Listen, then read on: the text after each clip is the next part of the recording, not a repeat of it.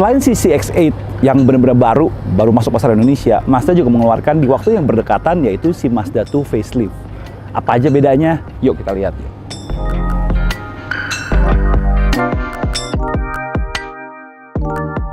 Perbedaan paling signifikan si Mazda 2 facelift dibandingin versi sebelum facelift yaitu mukanya. Mukanya sekarang dia sudah pakai Kodo 3.0. Jadi Kodo yang di bawah yang pakai eyeliner itu. Kita lihat di garis-garis chrome-nya itu sekarang dia sudah di bawah lampu utama, otomatis lampunya juga sedikit berbeda dibandingin si Mazda 2 yang sebelum ini. Kalau Mazda 2 yang sebelum ini kalian masih ingat lampunya agak gede, pakai LED proyektor juga tapi agak gede. Yang ini jadi kelihatan lancip, sekilas jadi kayak Mazda 3 yang lebih bantet. Nah, detail-detailnya juga dia mengikuti garis-garis desain si Mazda 3 atau CX-5 yang kekinian. Contohnya, sekarang nggak ada fog lamp. Dia cuma ada satu garis chrome, halus gitu loh, cuma begini doang, dan ini clean. Malah overall nih, kalau dulu kesannya sporty, ini jadi kesannya elegan. Dan jangan lupa juga, kodonya gedenya ini dia pakai aksen-aksen 3 dimensi kayak si CX-5.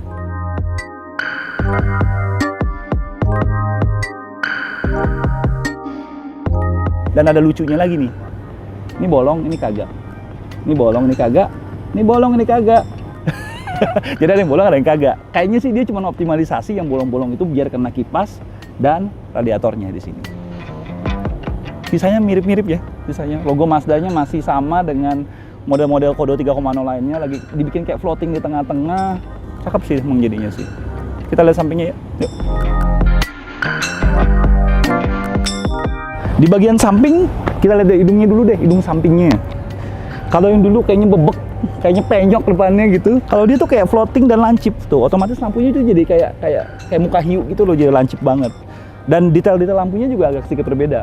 Kalau yang dulu tuh dia kayak gede, kayak apa ya namanya ya? Ya ala-ala LED proyektor lah. Kalau ini dia ada aksen-aksen garis-garis mirip kayak si Mazda 3. Nah, di bagian bannya sendiri dia berbeda sekarang pendekatannya dibandingin versi sebelum facelift. Kalau versi sebelum facelift kalian ingat peleknya tuh kayak cakar gitu loh ya, two-tone lagi. Bentuknya sporty. Kalau ini dia lebih ngejar elegan. Kenapa? Karena Mazda nih demen banget belakangan ini pakai pelek yang multi spoke, yang spoke-nya banyak, jari-jarinya banyak, dan warnanya tuh gunmetal grey. Jadi kayak chrome abu-abu gitu loh. Jadi kelihatannya lebih elegan sih. Tapi untuk ukuran bannya sendiri dia tidak ada perubahan. Dia tetap pakai 16 inci. Bannya dia pakai ukuran 185/60 dan dia pakai Dunlop NAC. Ya kalau gue sih nggak mau yang enak-enakan dan safe-safean. Ganti yang sportyan dikit. Yuk, kita lihat bagian belakang.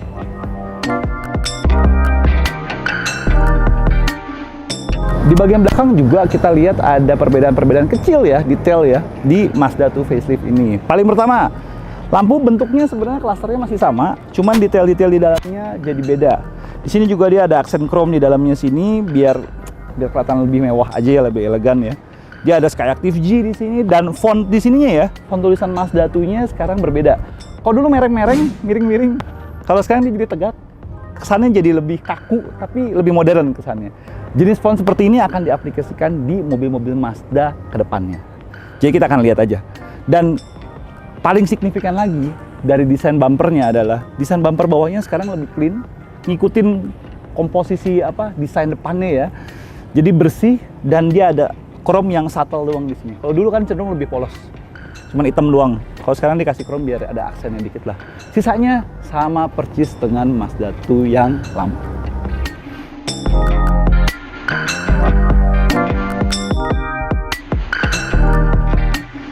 Oke, sekarang kita ada di dalam interior si Mazda 2 facelift. Bedanya apa?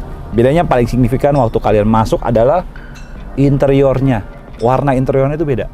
Jadi kalau dulu kalian inget dia warnanya kayak hitam terus ada pattern-patternnya total gitu. Kalau sekarang ini dia kayak blue jean belel. Alah, blue jean belel. Jadi dia biru tua, biru dongker tapi belel. Enggak lah. Maksudnya jadi dia warnanya biru. Tan birunya ini dia konsisten di semua trimnya. Jadi dari kursi, dari door trimnya sampai nih bahan soft touch-nya di sini juga warnanya agak kebiru-biruan belel. Alah. Biru tua maksudnya, biru dongker. Nah, selain perubahan warna di interiornya itu ada yang berubah fiturnya, bukan yang nambah tapi kurang tapi sayangnya. Jadi si Mazda 2 facelift ini sekarang sudah tidak dilengkapi oleh SCBS. Nah, kalau kalian yang lupa, SCBS itu adalah Smart City Brake Stop System. Jadi mobilnya bisa stop sendirilah kalau dia mendeteksi di depan tuh ada gangguan atau ada objek dalam jarak berapa meter dengan kecepatan minimum beberapa kilometer per jam. Tapi pada aktualnya kadang-kadang SCBS itu biarpun bisa dimatikan ya, suka jadi kayak pengganggu, apalagi kalau pas lagi macet. Kadang-kadang motor motong di depan kita dan dia ngerem mendadak. Cuman memang baik lagi itu adalah fitur safety yang harusnya tidak dihilangkan sebenarnya. Tapi kembali lagi, itu keputusan mereka. Moga-moga dengan penghilangan fitur itu mereka bisa bikin mobil ini jadi jauh lebih terjangkau. Karena kembali lagi, Mazda itu sebenarnya pada dasarnya sudah merupakan mobil atau subcompact hatchback tercanggih di Indonesia. Jadi fitur-fitur seperti head-up display tetap ada, blind spot tetap ada, rear cross traffic alert-nya tetap ada, stability control, hill start assist, segala macamnya masih tetap ada sebagai standar di mobil ini. Cuman di luar itu memang beberapa bagian-bagiannya itu masih sama seperti sebelum facelift. MCD Connect-nya masih model yang lama, masih model yang dial. Fitur-fitur AC-nya segala macam, knobnya masih model seperti ini, tapi dia sudah auto untungnya. USB port, 12 volt, MCD Connect, dan lain-lainnya semuanya masih sama seperti versi sebelumnya. Jadi, apakah mobil ini worth it?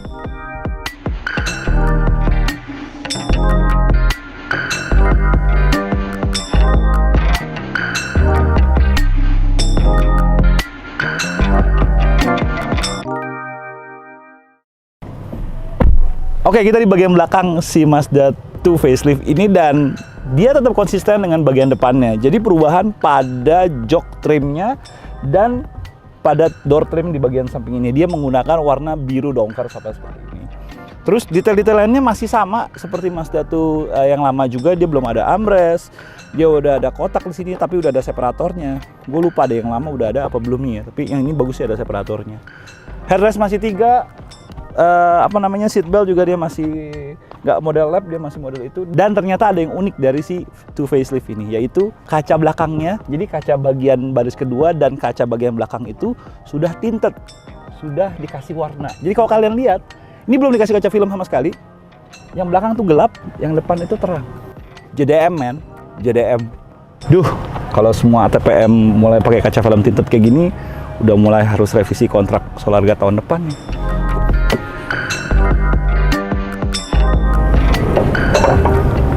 Oke, sekarang kita lihat sedikit engine-nya si Mazda 2 facelift ini. Jadi engine-nya masih menggunakan 1500 cc Skyactiv G. Dia powernya sekitar 111 PS dan torsinya 144 Nm. Semua itu dicapai dengan mesin yang punya kompresi sedikit lebih tinggi dibandingkan mesin-mesin kebanyakan. Kompresi dia mencapai 1:13. Nah, si facelift ini sebenarnya basic engine-nya sama dengan versi sebelum facelift. Cuman di versi facelift ini kita nanti akan dapatkan dua varian, yaitu varian GT dan varian R. Kebetulan yang kita review ini adalah varian GT yang punya beberapa detail perbedaan dibandingin varian R. Contoh, GT sudah ada Eye Active Sense-nya, segala macam fitur safety-nya sudah jauh lebih lengkap. Berapa peritilan-peritilan seperti HUD, lalu auto-autoan, auto rain wiper, auto headlight itu sudah standar di GT, di R belum standar. Dan tentu saja beberapa detail-detail seperti di tachometer, di instrumen panelnya juga sudah lebih lengkap di GT dibandingin di R. Untuk harganya sendiri, Mazda 2 facelift R itu sekarang dihargai 285,3. Sedangkan yang GT itu harganya 302.800.000. Turun ya dibanding yang dulu karena SCBS-nya udah nggak ada.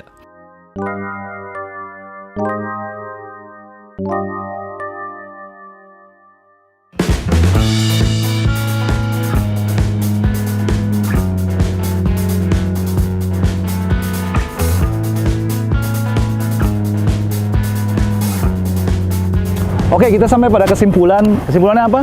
Mazda 2 facelift sekarang tampil jauh lebih modern, jauh lebih seperti kakak-kakaknya. Jadi udah nggak dianggap anak tiri lagi karena dia sudah mengadopsi Kodo 3.0. Jadi by design dia sudah satu darah dengan Mazda-Mazda lainnya. Cuman memang sayang penghilangan fitur SCBS itu membuat dia sedikit kurang canggih dibandingin versi sebelumnya. Tapi ya kembali lagi dia masih merupakan mobil subcompact hatchback ter-advance di segmennya untuk di Indonesia. Apakah worth it? Kalian yang memutuskan. Oke, mungkin itu aja dari Audi. Thank you udah nonton. Klik like kalau like video ini, subscribe kalau belum subscribe, dan klik lonceng untuk tahu notifikasi video-video kami selanjutnya. Thank you. Sekian, Audi cabut. Bye. Ini akan diaplikasikan di mobil-mobil Mazda selanjutnya. Ini akan diaplikasikan, jenis font seperti ini akan diaplikasikan di model Ingat, gue ingat. 1, 2 ya. Lagi take. Bentar. Mama jam berapa nih?